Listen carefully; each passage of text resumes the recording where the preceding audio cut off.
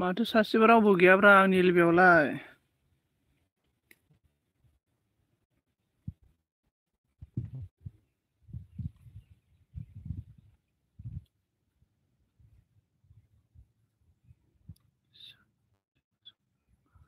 सोर शक्ति बसु फैखोलै बाम फैलाबायबाय कने hello comment खालामदो दे। हेलौ ब्र मस्ट वेलकाम शक्ति दोङो फैया खाना फैफिना ना फोरा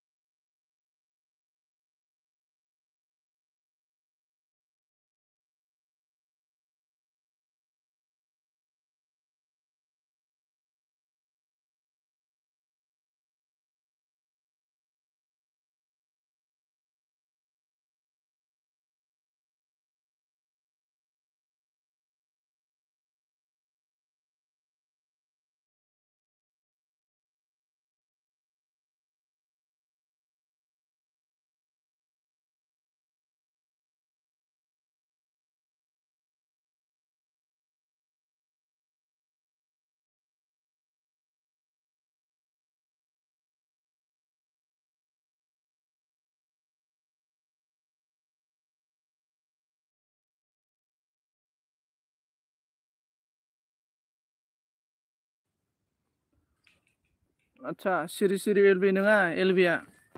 गोसा आंलाय ओमफ्राय जोंना सांगि लाइमोन समा सांगि ओमफ्राय बिस्व कबि सिरि नङा सांगि नायखुमाबाय आं दुगैनो नागिरदोंमोन दाना दुगैदो आरो ना माथो सांगिया मा होनदों बबे हाग्रायाव मंगल खालामनो लाइक दान बहा दङ आङो माबा दं आरो नै दंफां सायाव दं आरो नै ओरैबायदि दंफां साया नै बेसेबां बालखोरखो आं मोनसे खोथा बुंनायदों सांगि नै खोनासं आरो जोंना बिस्व कबि खोनासंबानो जाबाय आरो ना मोनसे इमारजेन्सि माने इम्परटेन्ट खोथा बुंनायदों आरो आङो ना सानना नाय आं बयनिबो एलबियाव ना लाइक होनोबाबो दसेबाव थांनानै लाइकबो होना फैखायो आरो ना आङो ओमफ्राय लाइक होना फैयो आरो ना आङो ओमफ्राय दा आंनियाव फैनो नागिरा आरो ना मानसिफ्रा बिदि फैयिनि आंनावबो फैनो नागिरा नालाय ओंखायनो बिनि थाखायनो आं मानसिफोरा एलबि गिदिङा मिथिबाय आंनि मेन रिजोना जाबाय बेनो आङो दायो गासिबो एलबियाव गिदिंना फैजोब्बाय आरो ना आङो सोर एलबिदों गासिबनावबो एलबियाव गिदिंना फैबाय ओमफ्राय सोरनिबायावथ' आं बिराद गोबाव थाना फैबाय सोर अबाव दङमोन सोर अबाव गैया आं सब आं ओमफ्राय जोंना मा होनना बुंदों बिकिया गुड मर्निं ओमफ्राय जोंना बिकिया लाइक दान थेंक इउ स' माच अके बुंना सांगि बुंबाय आङो इनो आरोना दा आङो ना सांगि नोंनियाव गोबाव थानो हायाबाबो आरो ना आङो लाइक दान होनानै थाखाय आं एसे गोबाव थाखाय कमेन्टसो हरा जानांगौ आं एसेबाबो थायो आरो ना माने सोर माबायदि कमेन्ट खालामदों सोर मा खालामदों सोर माबायदि गाज्रि कमेन्ट खालामदों ना सोर मोजां कमेन्ट खालामदों सोर माबायदि खालामदों मथथे आङो मिनिमाम सासे मानसिनि एलबियाव ना 10 मिनिटआ ओरैनो थाखाय आरो ना आं खामानि बेस्थ'बाबो 10 मिनिटआ ओरैनो थाखाय आरो ना ओमफ्राय हाबलाय ओंखारलायखौथ' आं खालामखायो जेनेबा हाबलाय ओंखारलाय खालामनायनि रिजोना जाबाय माने आं जाय टाइम सोलाबला अबा हाबलाय ओंखारलाय खालामखायो आरो ना आङो जेनेबा हमना ला आङो बुंथावना आं दा जि सुनो नागिरदों आरो ना आं जि सुनोसै आङो दोनदो होनना बुंबायना आं दोनबाय दे आं जि सुनोसै होनना बुंगोन ना आङो होमबाबो आं दोना आरोना आं नायखायोसो आङो बिदि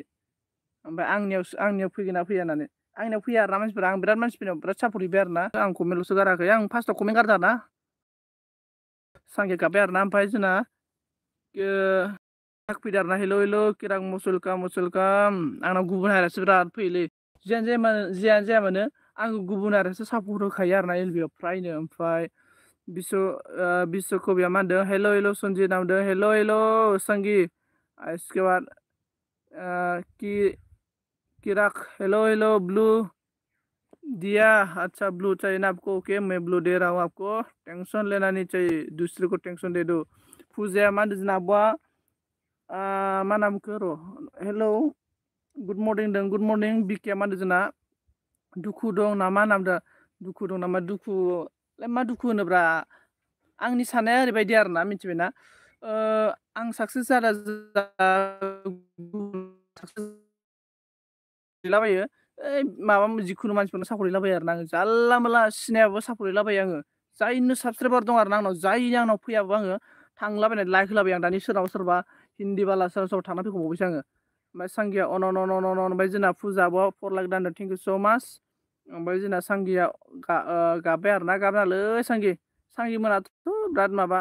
सांगियाना मिसा खालामो सांगिया बुहुत लेभेलमोनथ' बा माबानानै जेब्ला सांगिना मन' जाबायमोन ना अब्ला रावखौबो खाथिर खालामलामोन रावखौबो खेर खेरालामोन ओरैबायदिमोन आरोना ओमफ्य जेब्ला चेनेला बायबायना जाबाय इनिफ्रायसो जोंखौ सिनायफिनग्रा जाबाय इयो ओमफ्राय गल गल जादों होनना बुंदों आंलै नेट प्रब्लेम माबोरै जाखोथाय किराक ने बोला हेलो हेलो किराक हेलो कैसे बोलो संगी ने बोला थैंक यू सो मच किराक ने बोला गिव मी गिव इट आपको दे दिया है बी क्या मादो एन आव सोर सपर्ट होयो दे बुंदा आंनाव सोर सापर्ट आंनाव सोर सापर्ट होयो नामा आंखो दे बुंना बुंबाय बारा बुजायासै सोरखो बिके ओमफ्राय फुजाया मा होनो खबर सबर माबोरै खबर सबरा बिदिनोलै गोदाव सोराव मा खालामो गुवाहाटियाव खारलांसै आं हाजिरा मावनो सांगिया मा होनो अन थेंक इउ स' माच सोमखोरा मा होनो हेल' ब्र' बोरै जाखो होनो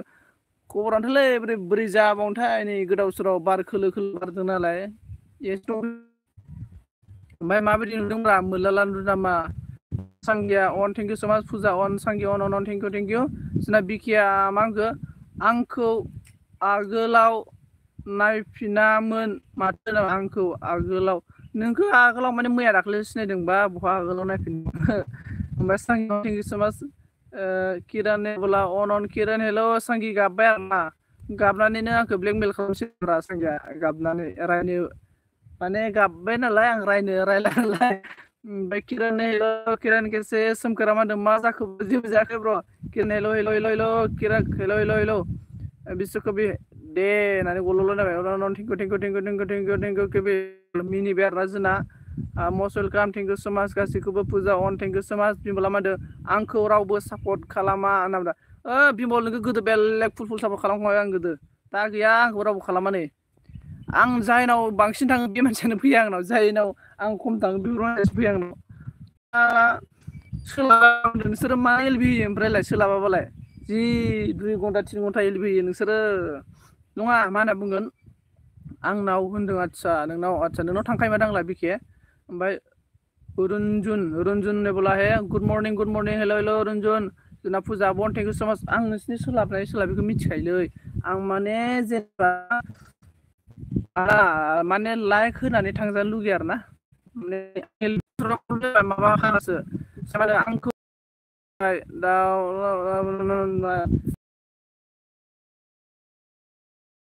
गोदोनिफ्रायनो ओमफ्राय साहा फुदुंखायो आला सांगिया ओमफ्राय फुजाया मा होनदों गुड मर्निं सांगि होनना बुंदों ओमफ्राय जोंना बिश्वकबिया मा होनदों बुजिबाय दे सिरि एलबि होनायनि जाहोनखौ आदसा सिरि एलबि होनायनि जाहोनखौ बुजियो आं रावनोबो खोन्थाखायाब्रा एलबि होनायखौ सोर फैया नायसै आङो नोंसोर इसां मबाइलाव अनलाइन थाखायो ओमफ्राय एलबि होनाय लोगो टिं थागोन दा ओमफ्राय जोंना मा होनो सांगिया मा होनदों फिसा उन्दुबाल' एलबि होनो मोनो आंना मोनथिबा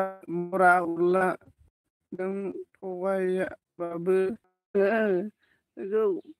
जेब्लाना मा बिमा जाबाय जेथिया आरो मा बुंनो आरोना फिसाफोरा डिस्टार्ब खालामखागोन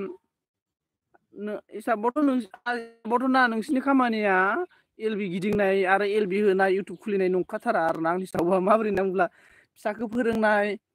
फोरोंनांगौ फिसानो ओंखाम संना जाहोनांगौ बेफोरावनो टाइम थांखायो मिथिखायो आङो जियानो जाया मानो जेनेबा नोंसोरबो खस्थ' खालामदों थिगानो साक्सेस जागोन आरो टेनसन लानाङा ओमफ्राय क्लियार नुवाखै माथो आं बिराद क्लियार नुदों माथो माबोरै जाखो मिथिला आरोना अनलाइनबाबो मबाइल थांबाय थाया दे होनना आदसा ओमफ्राय सांगिया जोंना हाथाय हरखैबाय आरोना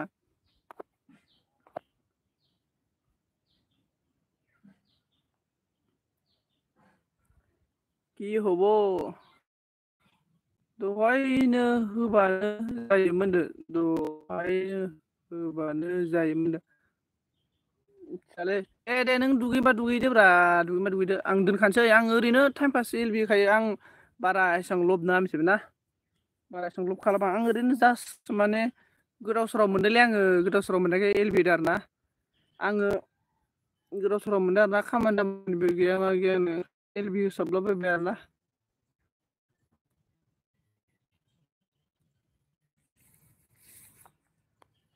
गोदाव सोराव नै जायगाया माबायदि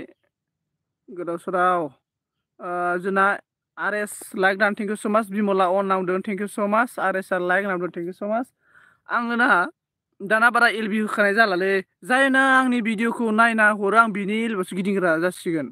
मानो होनबा आं एलबिखौनो होखानाय जाला नालाय ओंखायनो आं एलबि गिदिंनाया खम जाबाय आरो ना गाज्रिमोन नङा ओमफ्राय जोंहा बिसोरखौ बे मा होनदों खुगायासो गोसोआ नङा होनदों ओद गोसोआ खुगाया आंना एखेखा गोसोआ जि बुङो खुगाया बेनो थांखायो हम लोग का किराक ने बोला है Bimal block contact your channel please check and return Bimal ji आपको किराक ने साफ किया है किराक को बेक कर दो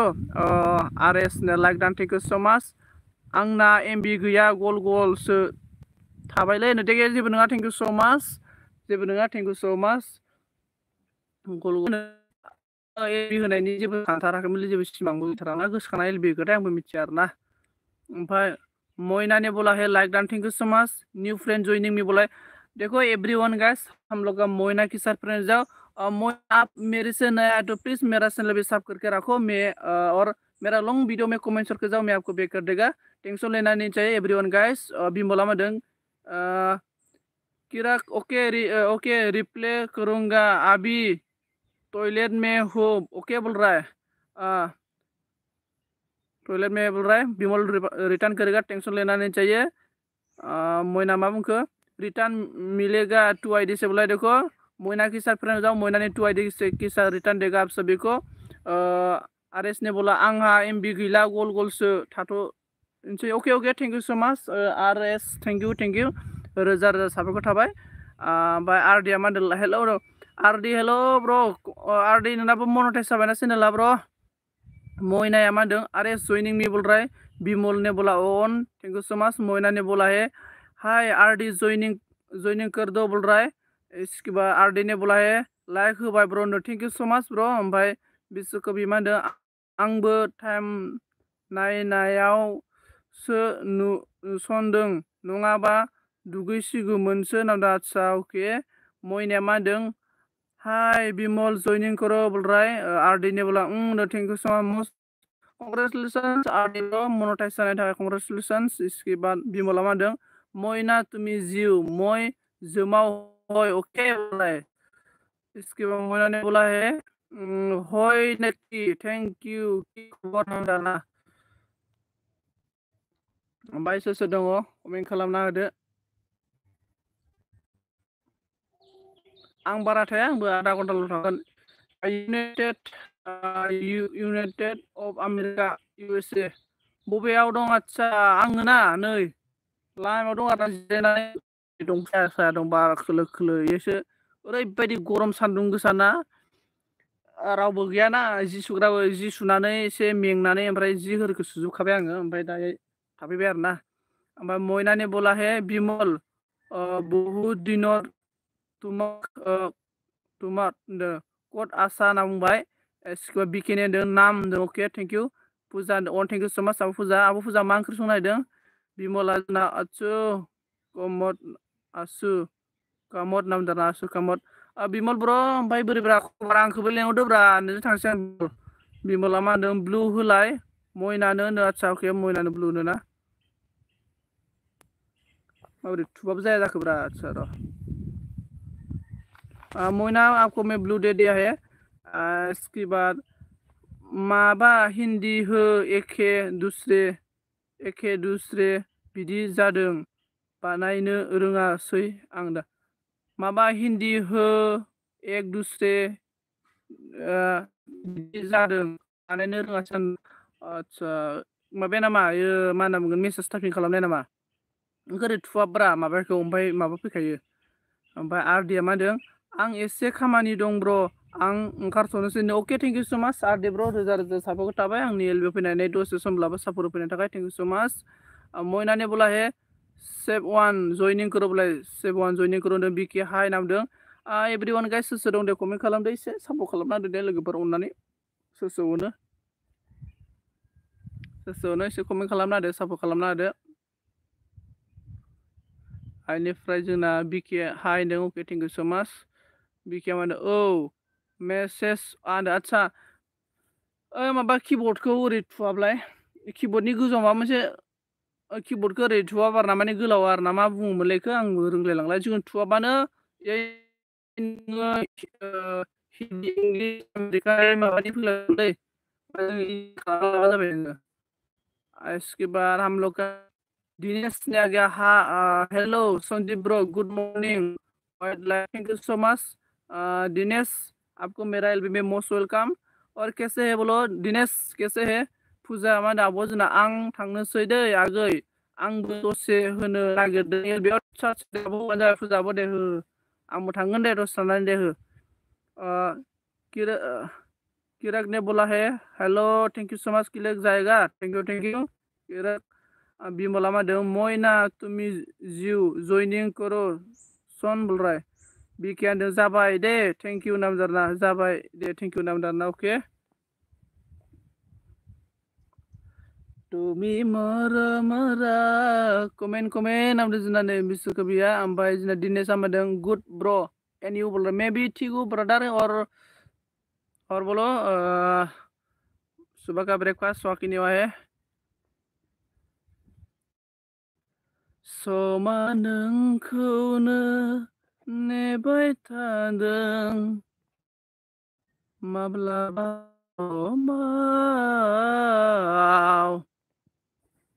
आंखौ गोसोखांबोला दिनेश ने बोला है गुड ब्रो एंड यू बोलो thank you may be good है बिमला मादो आंना साननि सारि गाटाव एलबिया होयोबा फै लोगोफोरनो अके बिमल बिकिया मादों आद्रा गासिबो नोंनि आदारना आद्रा गासिबो नोंनिया नोंलै आद्रासो थाबाय माथो जोंनि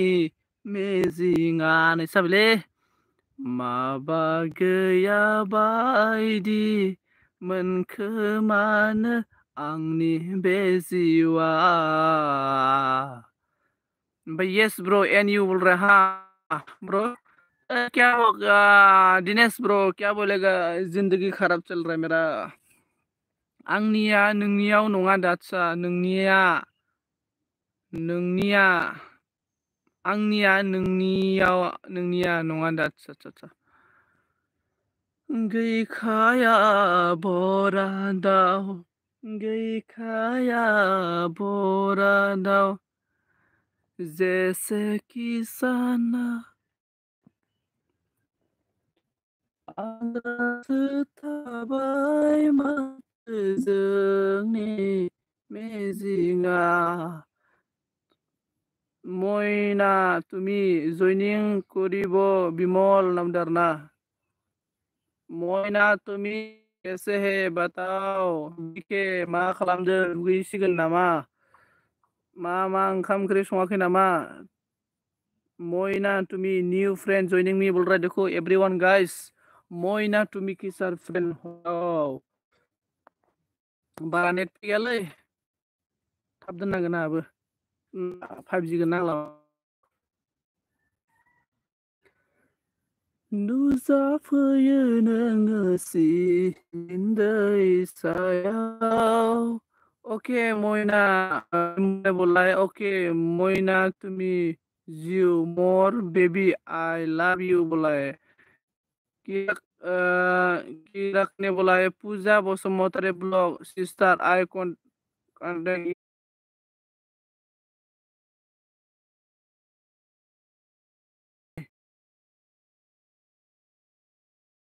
लोगोफोर आं दोननोसैलै नेटानो गल गल जाला दाकु हेलो गुड मर्निं नोंलाय दोननोसै आङो नेटानो जाला गल गलसो गिदिंजोब्बाय नै नेट पेकआसो लस जागोन ओरैनो WTबो गैया माबो गैया जेबो गैया दोनबाय दे आङो। थेंक इउ स' माच गासैखौ